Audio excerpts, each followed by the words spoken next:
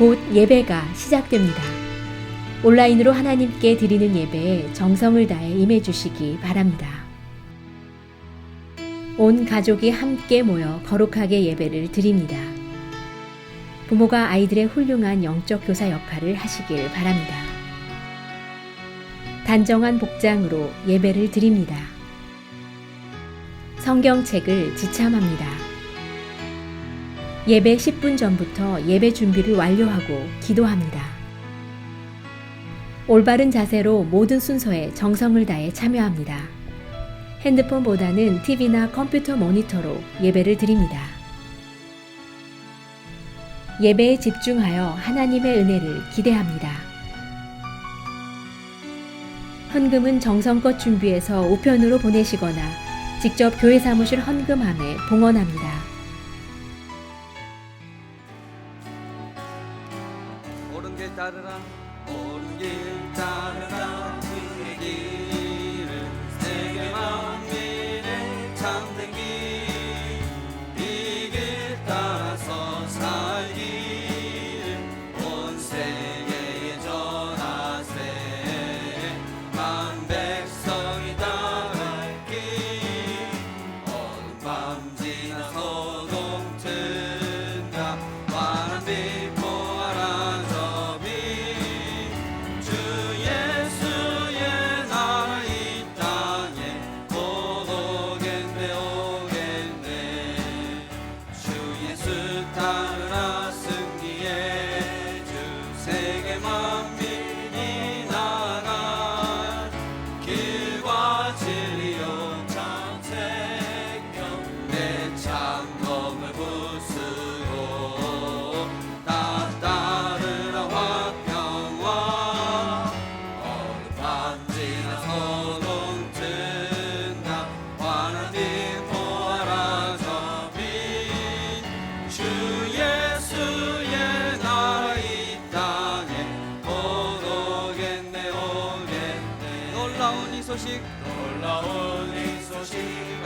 알리어라 세계 만민을 구하려 내 주 예수를 보내신 참 사랑의 하나님 만 백성이 따른 길 어둠 밤 지나 소동 튼다 환한 빛 보아라 저 빛 주 예수의 나라 이 땅에 곧 오겠네 오겠네 고난 길 헤치고 찾아온 길 많은 백성을 구한 길 모두 나와서 믿으면 온 세상의 마침내 이 진리에 살겠네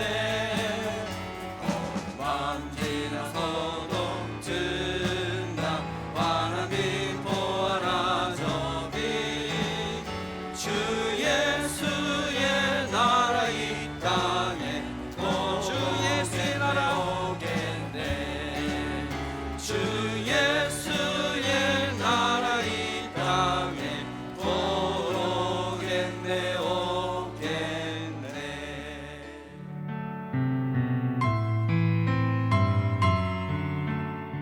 사랑과 은혜가 풍성하신 하나님 아버지, 감사와 찬송과 영광을 올려드립니다. 너희는 먼저 그의 나라와 그의 의를 구하라. 그리하면 이 모든 것을 더하여 주시리라 말씀하신 주님. 하나님 아버지, 우리는 지금 안전치 못한 세상에 불안하게 살아가고 있습니다. 한치 앞을 내다볼 수 없는 저희들 불쌍히 여겨주시옵소서. 간절히 바라옵기는 우리 모두에게 회개의 영을 부어주사 우리의 죄를 자백하고 모든 죄를 회개케 하사 우리 회개를 통하여 전염병을 속히 걷어가 주셔서 이 땅이 주님이 주시는 참 평화가 속히 오도록 역사하여 주시옵소서. 그럼에도 하나님, 크신 사랑의 온라인으로 귀하고 복된 예배를 드릴 수 있는 은혜와 축복 주심에 감사를 드립니다. 바라옵기는 예전처럼 정상적인 예배가 빨리 회복되어지게 하시고 우리들의 경제와 건강이 회복되게 축복하여 주시옵소서. 모든 일이 힘든 이때에 항상 근신하여 깨어 기도케 하시고 말씀으로 무장시켜 각자의 믿음을 잘 지켜나갈 수 있도록 성령님 늘 함께하여 주시옵소서.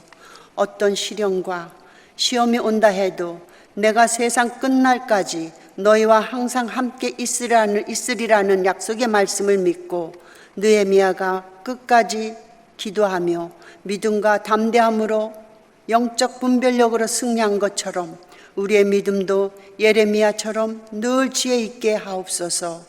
오늘 말씀을 주시는 한우진 목사님 위에 성령 충만케 하사 주시는 말씀이 권세 있게 하시고 양떼를 이끌고 꼴을 먹이는데 조금도 부족함 없게 하옵시며 담임 목사님과 모든 사역자님들 주님의 일로 달리고 뛰어도 곤비지 않게 영육간의 건강을 지켜주시옵소서. 이 모든 말씀 귀하신 예수님 이름으로 기도드립니다. 아멘. 오늘 우리에게 주시는 하나님의 말씀은 예레미야 38장 14절부터 28절입니다. 함께 봉독하시겠습니다. 시드기야 왕이 사람을 보내어 선지자 예레미야를 여호와의 성전 셋째 문으로 데려오게 하고 왕이 예레미야에게 이르되 내가 네게 한 가지 일을 물으리니 한마디도 네게 숨기지 말라. 예레미야가 시드기야에게 이르되 내가 이 일을 왕에게 아시게 하여도 왕이 결코 나를 죽이지 아니하시리이까. 가령 내가 왕을 권한다 할지라도 왕이 듣지 아니하시리이다. 시드기야 왕이 비밀이 예레미야에게 맹세하여 이르되 우리에게 이 영혼을 지으신 여호와께서 살아계심을 두고 맹세하노니 내가 너를 죽이지도 아니하겠으며 내 생명을 찾는 그 사람들의 손에 넘기지도 아니하리라 하는지라. 예레미야가 시드기야에게 이르되 만군의 하나님이신 이스라엘의 하나님 여호와께서 이와 같이 말씀하시되 내가 만일 바벨론의 왕의 고관들에게 항복하면 내 생명이 살겠고 이 성이 불사름을 당하지 아니하겠고 너와 내 가족이 살려니와 내가 만일 나가서 바벨론의 왕의 고관들에게 항복하지 아니하면 이 성이 갈대아인의 손에 넘어가리니 그들이 이 성을 불사를 것이며 너는 그들의 손을 벗어나지 못하리라 하셨나이다. 시드기야 왕이 예레미야에게 이르되 나는 갈대아인에게 항복한 유다인을 두려워하노라. 염려하건대 갈대아인이 나를 그들의 손에 넘기면 그들이 나를 조롱할까 하노라 하는지라. 예레미야가 이르되 그 무리가 왕을 그들에게 넘기지 아니하리이다. 원하옵나니 내가 왕에게 아뢰는 바 여호와의 목소리에 순종하소서. 그리하면 왕이 복을 받아 생명을 보존하시리이다. 그러나 만일 항복하기를 거절하시면 여호와께서 내게 보이신 말씀대로 되리이다. 보라, 곧 유다 왕국에 남아있는 모든 여자가 바벨론 왕의 고관들에게로 끌려갈 것이요 그 여자들은 내게 말하기를 내 친구들이 너를 꿰어 이기고 내 발이 진흙에 빠짐을 보고 물러갔도다 하리라. 내 아내들과 자녀는 갈대아인에게로 끌려가겠고 너는 그들의 손에서 벗어나지 못하고 바벨론 왕의 손에 잡히리라. 또 내가 이 성읍으로 불사름을 당하게 하리라 하셨나이다. 시드기야가 예레미야에게 이르되 너는 이 말을 어느 사람에게도 알리지 말라. 그리하면 내가 죽지 아니하리라. 만일 고관들이 내가 너와 말하였다 함을 듣고 와서 내게 말하기를 내가 왕에게 말씀하신 것을 우리에게 전하라. 우리에게 숨기지 말라. 그리하면 우리가 너를 죽이지 아니하리라. 또 왕이 내게 말씀한 것을 전하라 하거든 그들에게 대답하되 내가 왕 앞에 간구하기를 나를 요나단의 집으로 되돌려 보내지 마소서. 그리하여 거기서 죽지 않게 하옵소서 하였다 하라 하니라.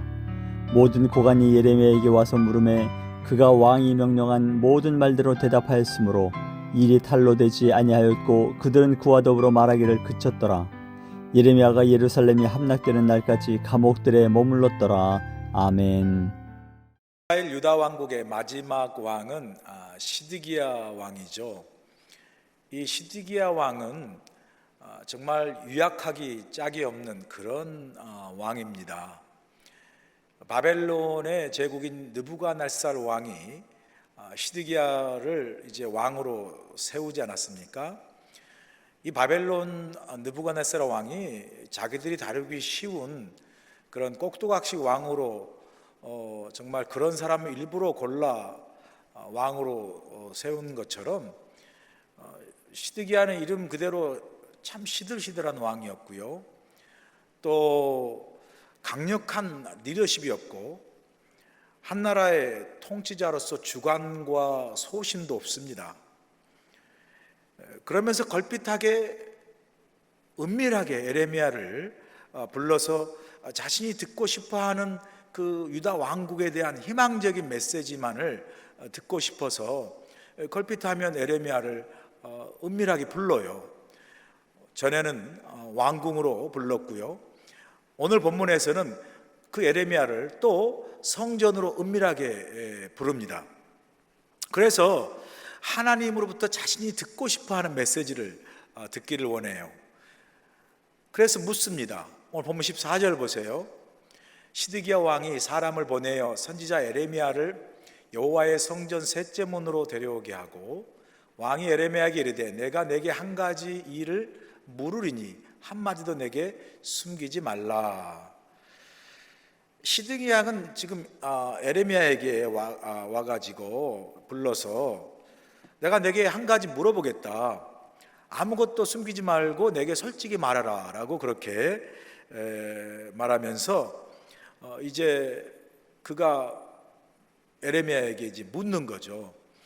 그런데 오늘 본문에 보면 에레미야가 이미 그 시드기야 왕이 왜 자신을 불러서 묻는지 그 본심을 이미 알고 있어요. 시드기야 왕의 본심이 무엇입니까? 에레미야로부터 유다 왕국이 바벨론으로부터 멸망당하지 않고 살 수 있는 길은 바벨론에게 항복하는 것이다 라는 메시지를 전했지 않습니까? 그런데 시드기야 왕은 그 메시지를 듣고 싶은 게 아니었어요. 에레미야를 불러서 자신이 듣고 싶었던 그 희망적인 메시지는 뭐냐면 바로 자신이 의지하는 애굽의 도움을 받아서 이 바벨론 그 제국을 이렇게 물리침으로 말미암아 자신의 왕위도 보존되고 유다 왕국도 멸망되지 않을 것이다라는 그런 자신이 원하는 희망적인 메시지를 듣고 싶어서 에레미야를 또 부른 거죠. 에레미야는 그런 시드기야의 본심을 이미 알고 있었기 때문에 자신이 솔직히 말해도 왕이 어떻게 반응할 것인가를 알기 때문에 이렇게 이야기하지 않습니까? 오늘 본문 15절 보세요. 에레미야가 시드기야에게 이르되 내가 이 일을 왕에게 아시게 하여도 왕이 결코 나를 죽이지 아니하시니리까 가령 내가 왕을 권한다 할지라도 왕이 듣지 아니하시리이다 말씀하죠. 에레미야가 이렇게 지금 말하는 거예요. 제가 만일 숨김없이 모든 걸 왕에게 말한다면 왕은 분명히 기분이 상해서 나를 죽일 것입니다. 또 제가 왕에게 말씀을 드려도 왕은 또 제 말을 어차피 듣지 않을 것입니다. 그렇게 이야기하는 거죠. 그러니까 내가 솔직하게 말해도 왕이 화가 나서 나를 죽일지도 모르고 또 설령 솔직하게 말한다 할지라도 왕이 그것을 듣지 않을 것을 내가 아는데 영어로 말하면 why bother? 왜 굳이 내가 그렇게 애써서 이야기해야 됩니까? 라면서 사실은 왕의 요청을 거절해요. 이게 사실 그 은근히 거절하는 거죠. 그러자 이제 시드기야 왕이 에레미야에게 내가 죽이지 않겠다. 그리고 에레미야의 생명을 찾는 그 왕의 고관들이죠. 그 왕과 그 주위에 있는 모든 그 대신들 고관들은 다 친애굽 정책을 펼치죠. 그래서 에레미야가 바벨론에게 항복하라는 그 메시지를 에레미야가 눈에 가시였습니다. 그래서 어떻게든 그 메시지를 전하지 못하게 하고 그 메시지가 거짓 메시지라고 말하면서 에레미야를 호시탐탐 옥에 가두기도 하고 죽이려고 하죠. 그런데 그런 그 내 신하 고관들에게도 넘겨주지 않겠다라고 맹세를 합니다. 에레미야에게. 그래서 에레미야가 그 왕의 맹세를 듣고 이제 마음이 좀 풀려서 안심해서 이제 메시지를 주는데 메시지가 두 가지예요. 첫 번째 메시지가 본문 17절에 나오는데 그 내용은 이거예요. 시드기야 왕이 이제 바벨론에게 항복하면 여기 본문에는 바벨론의 고관들, 왕의 고관들에게 항복하면 이 말이죠. 예루살렘도 불사람을 당하지 않고 또 왕의 생명과 그의 가족들 다 역시 살 것이다 라는 메시지를 주죠. 그 다음에 또 두 번째 메시지는 18절인데 그와 반대예요. 만약 그렇게 항복하지 않으면 어떻게 된다고 말씀하죠? 시드기야 왕과 또 모든 그의 가족들과 예루살렘의 그 성이 다 불사름을 당하고 생명을 보존받지 못할 것이다 라는 메시지를 주는 거죠. 결론은 뭐냐면요, 에레미야 메시지 결론은 바벨론에게 항복하는 것이 지혜로운 선택이며 그것이 하나님의 뜻이라고 그렇게 분명하게 전합니다.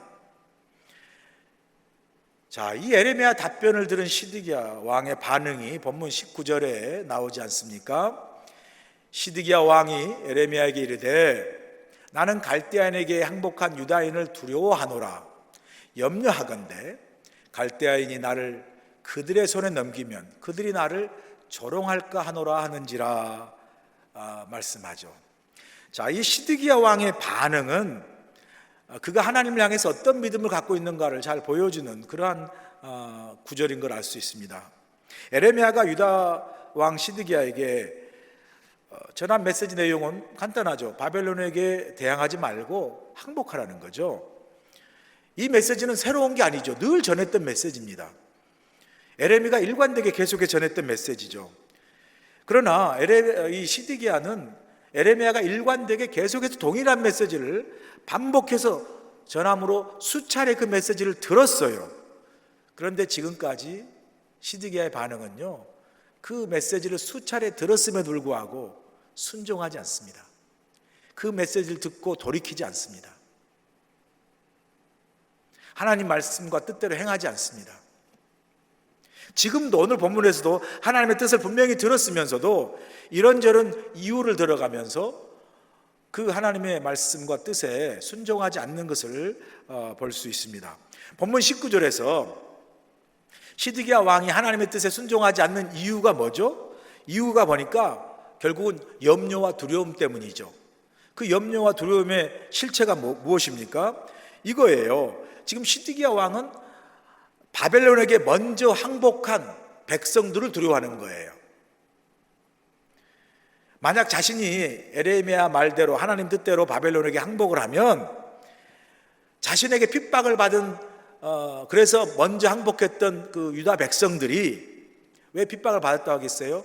다들 바벨론에 항복하지 말라고 하는데 에레미야 말을 들어서 항복한 사람들은 뭐 시드기야나 다른 고관들에 의해서 핍박을 받았겠죠.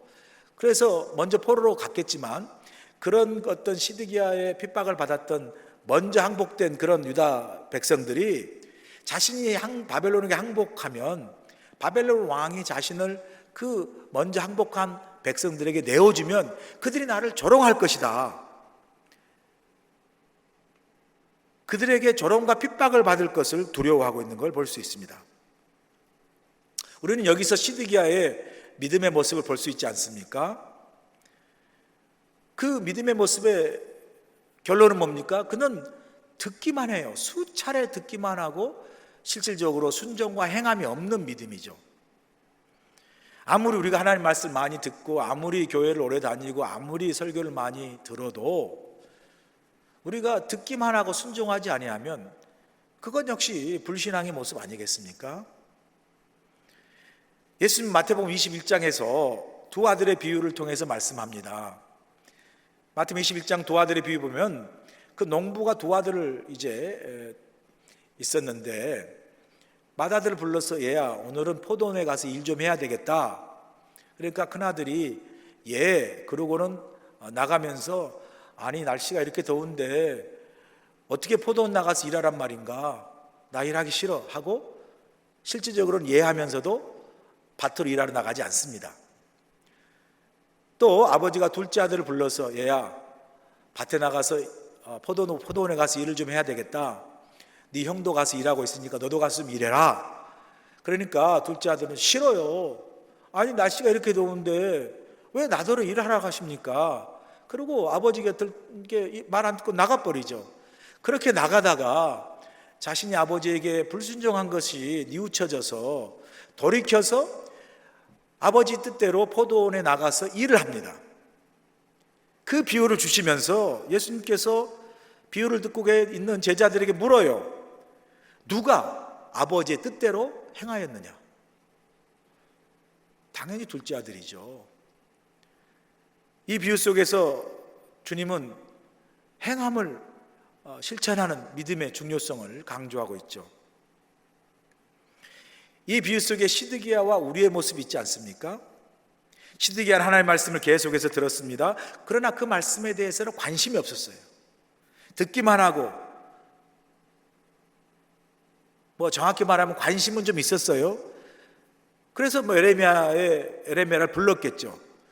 관심이 있었는데 하나님의 뜻에는 관심이 없고 자신이 듣기를 원하는 메시지만 관심이 있었어요. 하나님이 그렇게 말해주기를 관심이 있었다는 거죠. 그래서 정작 하나님의 진정한 뜻에는 관심이 없고 자신의 원함만 관심이 있고, 그리고 하나님의 뜻에 순종하는데 행하는 데는 관심이 없었습니다. 우리도 마찬가지 아닙니까? 때때로 우리가 설교를 통해서, 말씀 묵상을 통해서, 삶의 여러 환경과 사건을 통해서, 그리고 때로는 주위 사람들을 통해서 하나님은 우리로 하여금 하나님 뜻이 무엇인지를 보여주시고 말씀하지 않습니까? 깨닫게 해주시죠. 듣게 하시죠. 그럼에도 우리는 때로는 그때뿐이에요. 이것이 하나님의 메시지구나. 하나님께서 나에게 이렇게 경고를 주시구나. 하나님께서 이렇게 나에게 이것이 하나님의 뜻이라고 말씀해 주시는구나. 깨닫고 때로는 관심이 있습니다. 그런데 정작 그 말씀대로 순종하고 그 뜻대로 행동하지 않아요. 그래서 우리는 여전히 실수와 실패의 길을 걷고 있습니다. 제가 여러분에게 묻고 싶어요. 여러분은 최근에 어떤 사건과 상황과 일을 통해서 하나님이 내게 말씀하시는 것을 듣거나 깨달은 적이 있습니까?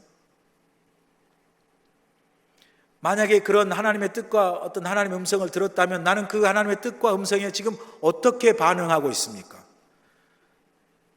그걸 순간 깨닫고 관심은 있었지만 그래서 그 뜻과 관심대로 실제적으로 돌이켜 순종하고 행동합니까? 아니면 잠깐의 깨달음이 있었지만 여전히 예전 그대로의 모습으로 그 뜻에 순종함이 없이 여전히 나의 예전의 행함대로 행하고 있는지 우리 자신을 돌아볼 필요가 있다는 것이죠. 우리가 정말 말씀을 들은 대로, 말씀을 깨달은 대로 순종하고 행하고 실천하고 있는가, 우리 스스로를 돌아볼 필요가 있습니다. 그렇지 않으면 우리는 우리의 신앙이 늘 다람쥐 쳇바퀴 신앙이 되는 거죠. 다람쥐가 쳇바퀴를 그렇게 수없이 돌아도 늘 제자리죠. 그 자리죠. 우리가 수없이 그렇게 교회를 오래 다니고 설교를 듣고 말씀을 배워도 우리가 그 말씀을 듣고 깨닫고 또 순종하고 행함이 없으면 우리는 다람쥐 쳇바퀴 신앙처럼 여전히 믿음이 그 자리예요. 믿음의 진보도 없고 믿음의 성장도 없습니다. 우리가 하나님의 말씀을 깨닫고 그 뜻을 깨달아서 순종하고 행동할 때 그때 내 삶 속에서 하나님의 은혜와 능력을 경험하지 않겠습니까? 그런데 우리가 하나님의 뜻을 깨달았어요? 하나님 때때로 내게 여러 모양으로 말씀하세요. 그거 우리가 듣고 순종하고 행하면 하나님의 은혜와 역사를 경험하지만 순종하지 않으면 우리 삶 속에서 하나님의 은혜와 역사를 경험할 수 있는 기회가 없죠. 길이 없죠. 오늘 본문이 시드기야가 그렇다는 거죠. 시드기야는 하나님의 말씀을 듣기만 해요. 많이 들었어요. 그런데 순종하거나 행함이 없기 때문에 늘 그의 신앙은 그 자리예요. 제자리예요.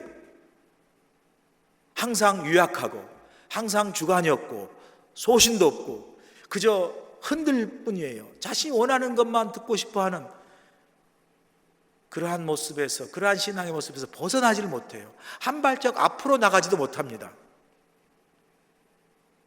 만약에 그가 하나님 말씀을 듣고 깨달은 대로 순종하고 행했으면 그가 장차 경험할 바벨론에 의해서 예루살렘 성이 다 불사름을 당하고 그 역시 포로가 되어서 나중에 그의 눈이 뽑히잖아요. 눈이 뽑혀서 눈 뽑히기 전에 그 자신의 보는 앞에서 그 자신의 자식들과 가족을 다 죽이잖아요. 그리고 눈을 뽑아버려요. 그리고 포로로 잡혀가잖아요. 백성들도 마찬가지고요. 그리고 거기서 결국 생을 마감하게 되지 않습니까?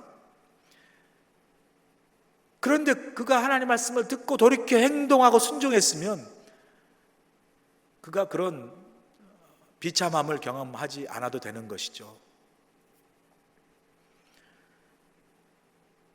그래서 시드기야는요, 듣기만 하고 행함이 없기 때문에 늘 그 자리였어요.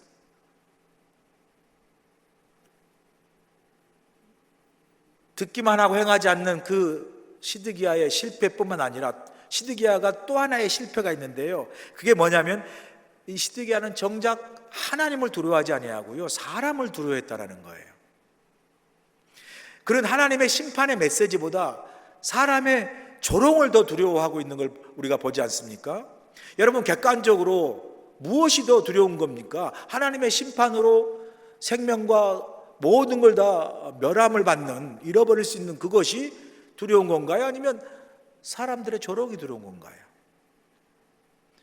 사람들의 조롱도 힘들겠지만 이 조롱은요, 나만 당당하면 지나갈 수 있어요. 사람들의 마음이 언제든지 변할 수 있거든요. 어제의 적이 오늘의 동지가 되고 오늘의 동지가 내일의 적이 될 수 있는 게 사람의 마음이거든요. 이 조롱받는 것은 물론 힘들지만 이 조롱 때문에 죽지는 않아요. 마음 단단히 먹으면, 용기만 가지면 죽지는 않습니다. 자신이 확고한 신념과 주관만 했으면 지나갈 수 있어요. 견딜 수 있습니다.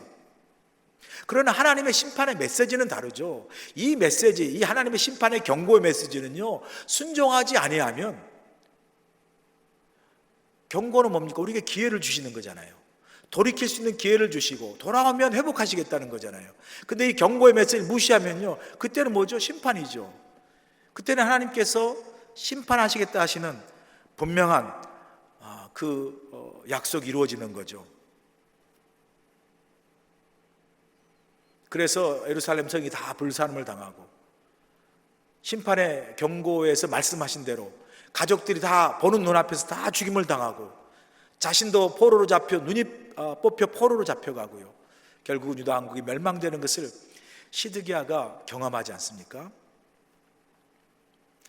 이 경고의 메시지를 듣고 돌이켜 회개하면 살 수 있었던 것이죠.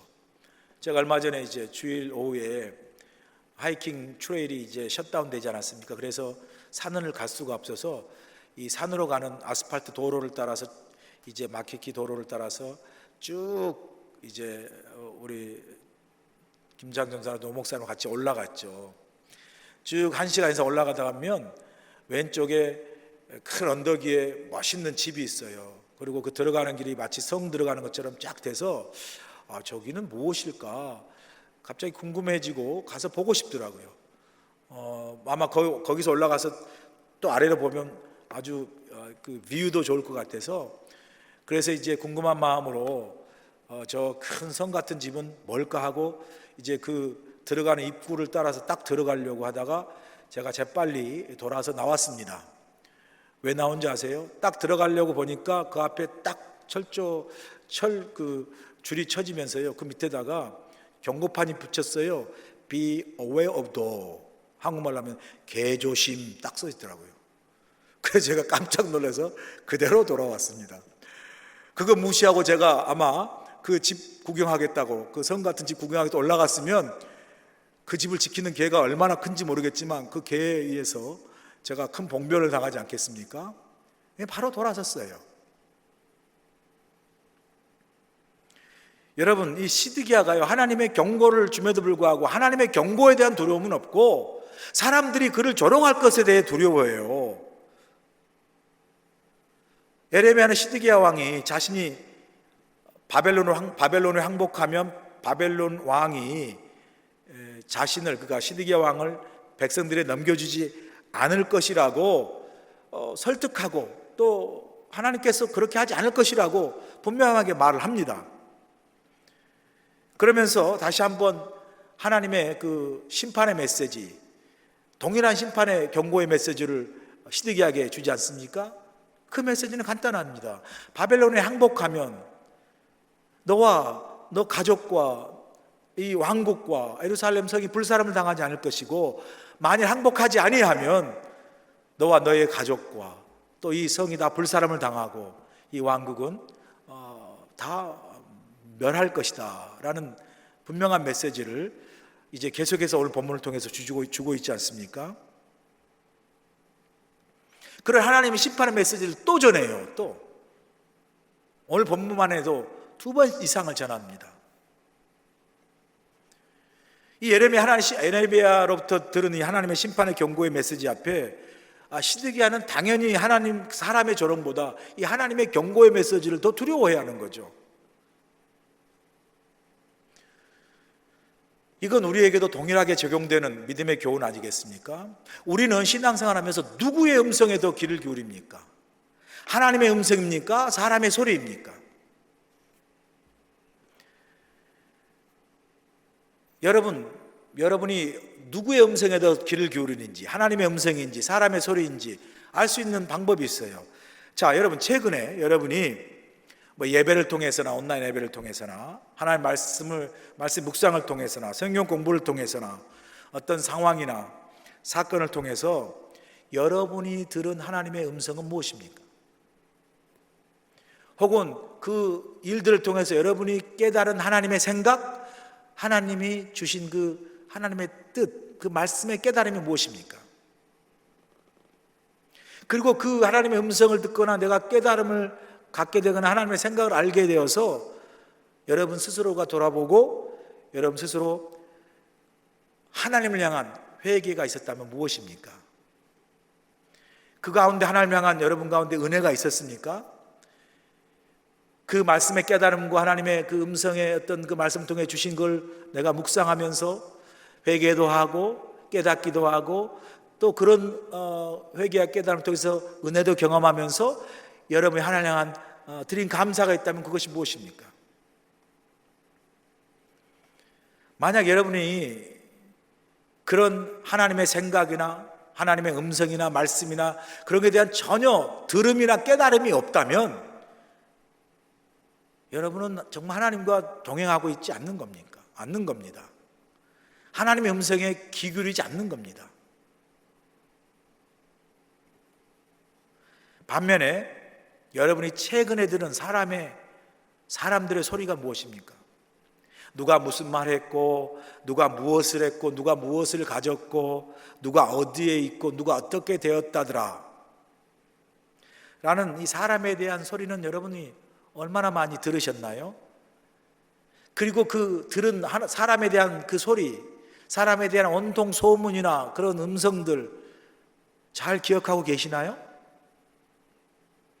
여러분이 만약 그러한 사람의 소리나 사람이 들은 소문이나 음성에 대해서 훨씬 더 많이 여러분 마음속에 생각 속에 기억되어지고 내가 최근에 하나님의 음성이나 하나님께서 말씀을 통해서 예배를 통해 내게 깨닫게 하신 거나 하나님의 어떤 그 생각이나 이런 것에 대한 어떤 깨달음이나 그 말씀을 듣고 받은 은혜나 그런 하나님의 그 말씀 통해 주신 음성이 하나도 없다면요, 여러분은 하나님의 음성보다 사람의 소리에 훨씬 더 많은 관심을 갖고 사는 겁니다.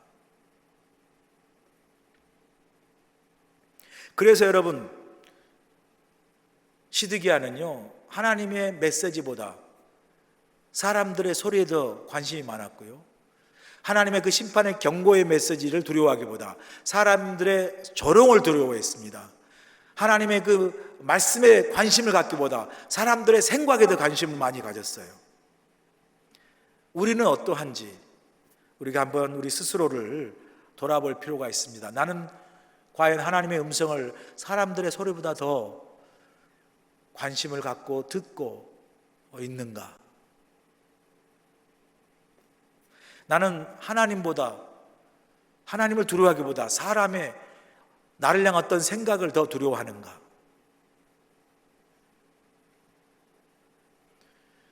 시드기야가요 하나님을 두려워하지 않고 사람을 두려워하는 것, 그것은 여기서 끝나지 않았어요. 시드기야는 사람의 조롱이 두려워서 에레미야 말을 듣지 않습니다. 그러면서 오늘 본문 후반부에 보니까 시드기야는 에레미야에게 지금 자신에게 한 말을 어느 누구에게도 알리지 말라고 비밀로 하라고 말씀하죠. 본문 24절 보세요. 시드기야가 에레미야에게 이르되 너는 이 말을 어느 사람에게도 알리지 말라. 그리하면 내가 죽지 아니하리라 말씀하죠. 왜 비밀로 하라는 겁니까? 만약에 에레미야가 늘 전하는 메시지, 바벨론에게 항복하는 것만이 살 길이라는 메시지의 그 에레미야 말이 새어나가면 애굽에 기대어서 바벨론을 치려고 하는 친애굽 그 유다 왕국의 그 대신들, 고관들이 에레미야를 죽이려고 하기 때문에 그런 거죠. 그래서 오늘 본문에 보니까 그 유다 왕 고관들이 에레미야에게 와서 네가 왕에게 무슨 말 했냐라고 일종의 치조를 할 때, 신문을 할 때 이렇게 대답하라고까지 말하지 않습니까? 뭐 비밀로 한다고 해서 이게 두 사람 만나기 비밀로 되겠습니까? 그래서 결국은 비밀이 안 되고 왕이 에레미야를 만났다더라. 그러면 사람 고관들이 왜 만났나 하고 이제 에레미야를 불러서 무슨 말 했냐라고 따지지 않겠어요? 그럴 때 왕이요 에레미야에게 이렇게 말하라고 말하지 않습니까? 에레미야가 자신에게 요단안의 집으로 보내지 말아달라고 내가 왕에게 말했습니다라고 이야기하라고 그러죠. 본문 26절 보세요. 그들에게 대답하되 내가 왕 앞에 간구하기를 나를 요나단의 집으로 되돌려 보내지 마소서 그리하여 거기서 죽지 않게 하옵소서 하였다 하라 하니라. 그렇게 대답하라고 이야기하는 거죠. 자, 이 왜 시드기야 왕이 에레미야에게 너는 이렇게 대답하라고 이야기하면서 요나단 집으로 보내지 말라고 이야기했을까? 이게 무슨 내용인가 하면요, 이 요나단이라는 사람은 궁중 서기관입니다. 그런데 이 요나단이 살고 있는 그 집에는요 일종의 관저인데, 큰 관저인데 그 요나단이 살고 있는 그 서기관 요나단 관저 집 안에 지하 감옥이 있습니다. 그러니까 지금 에레미야는 왕이 에레미야에게 나를 그 서기관 요나단 집에 있는 지하 감옥으로 보내지 마십시오. 내가 감옥에 들어가면 거기서 죽습니다라고 이야기하라는 거예요. 근데 이 이야기가 시드기야 왕이 지어낸 이야기가 아니고, 여러분 37장에 가시면 에레미야가 시드기야 왕에게 자신에 대해서 이렇게 해달라, 이렇게 하지 말아달라고 그 탄원을 합니다. 그게 뭐냐면 37장에 가면 나를 감옥에 보내되 서기관 요나단 집에 있는 감옥으로, 지하 감옥으로 보내지 말아달라고 실질적으로 에레미야가 탄원을 해요. 그 내용을 알았기 때문에 그렇게 말하라고 이야기하는 거죠. 그것 때문에 만났다라고 말하라고 그러는 거예요. 자, 우리가 여기서 언뜻 보면 시드기야 왕이 이 와중에도 에레미야를 되게 챙긴다, 에레미야의 목숨까지도 보존하려고 참 많이 에레미야를 도와주는구나, 예를 쓰는구나 라고 생각하기 쉬운데, 물론 뭐 조금의 에레미야를 돕고 에레미야가 죽임을 당하지 않도록 도와주는 건 맞아요. 그러나 이 전체 문맥을 보면요, 시드기야가 그 의도는 에레미야를 도우려고 하는 의도가 아니었어요. 원래는 에레미야를 도우려고 하는 게 본심이 아니라, 사실은 자신이 만약에 에레미야를 만나서, 그렇잖아도 에레미야가 전하는 메시지, 바벨론에 항복하면 살 길이다라는 메시지 때문에 친애굽 정책을 펼치는 자신의 신하의 그 고관들이 에레미야에게 막 불을 켜고서 막 그냥 에레미야를 잡으려고 하는데, 그런 에레미야를 왕이 몰래 만났다? 그리고 들을 메시지가 뻔하잖아요. 바벨론에게 항복해야 살 길이다. 그러면 친애굽 정책을 펼쳤던 고관들이 왕이 마음이 변해가지고 바벨론에게 항복하려고 하나? 그래서 에레미야를 만났나?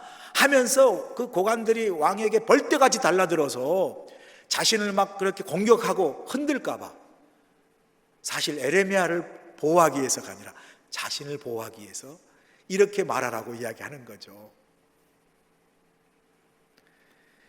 여전히 마지막까지도, 지금 이 순간까지도 시드기야는 하나님의 말씀의 메시지에 관심이 없어요. 그 경고의 메시지를 듣고 그렇게 들었지만 그걸 듣고 순종하고 행하려고 하기보다 여전히 사람들의 생각, 고관들의 생각, 자신이 원하는 그 일에 대해만 관심이 있어요. 여러분, 만약에 시드기야가 진짜 지도자라면, 하나님을 따르는 믿음의 왕이라면, 그가 고관들의 어떤 비판이나 고관들의 어떤 비난을 두려워할 게 아니라, 왕이니까 오히려 고관들을 불러서 하나님께서 이렇게 말씀하시니까 우리가 바벨론을 항복해 살기라고 고관들을 설득해서 하나님의 뜻대로 순종하는 게 맞죠. 그런데 지금 보세요. 에레미야와 만난 걸 비밀로 하고 그것이 새어나가서 자신이 공격을 당할까 봐 여전히 사람을 두려워하는 모습으로, 하나님의 음성을 듣고 순종하기보다 사람을 두려워하는 모습으로 여전히 흔들리고 여전히 망설이고 머뭇거리고 주저하는 것을 우리가 볼 수 있습니다. 오늘 본문을 통해서 보여준 시드기야의 믿음이 제 설교 제목과 똑같은 거죠. 듣기만 하고 행함이 없는 믿음을 계속해서 보여줘요. 순종하지 않습니다.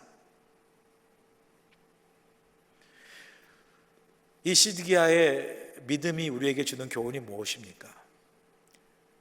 우리는 얼마나 많은 시간을 교회에 나와서 예배 드리고 설교를 듣고 하나님 말씀을 듣고 배우고 묵상합니까? 그럼에도 불구하고 우리는 여전히 하나님의 말씀을 듣기만 하고 우리 삶 속에서 그 말씀대로 실천하고 순종하고 행함이 없는 믿음으로 살아가고 있지는 않는가? 그래서 정작 우리는 그렇게 교회를 오래 다니고 그렇게 말씀을 많이 들었음에도 불구하고 정작 내 삶에 진정한 변화가 없고, 또 내 삶에 정말 하나님의 그 뜻에 말씀의 순종함으로 인해서 말씀의 순종을 통해서 내 삶 속에 역사하신 하나님의 은혜와 능력을 경험하지 못하는 그러한 신앙의 모습으로 살아가고 있지는 않는가? 우리 자신을 한번 돌아볼 필요가 있습니다. 그래서 우리는 때때로 보이는 사람을 두려워하고 보이지 않는 하나님을 멀리할 때가 많습니다. 여러분, 하나님은 보이지 않아도요, 하나님은 살아계십니다. 하나님은 보이지 않아도요, 지금 우리와 함께 계세요. 보이는 사람보다 더 가까이, 아니, 보이는 사람은 우리와 아무리 가까워도 우리와 함께 하나 될 수 없죠. 쉽지 않죠. 그러나 하나님은 성령 하나님으로 우리 안에 우리와 함께 내주에 계시고 우리와 함께 사시는 그런 하나님이시잖아요. 그러니 우리가 사람을 의지하겠습니까? 사람을 바라보겠습니까? 사람을 두려워하겠습니까? 아니요. 모든 것을 창조하시고 전능하신 하나님, 우리 인생을 운행하시고 주관하신 하나님, 그래서 나와 함께 하신 하나님, 오늘도 나를 살아계셔서 내 삶 인도하신 그 하나님을 믿고 의지함으로 오늘도 그 하나님이 내게 말씀하시는 그 음성에 귀 기울이고 순종하며 하나님과 동행하는, 그래서 하나님의 은혜 속에 또 하나님께서 주시는 그 능력 속에 믿음으로 승리하는 그러한 귀한 삶을 오늘도 주님과 함께 살아갈 수 있기를 다시 한번 간절히 축원합니다.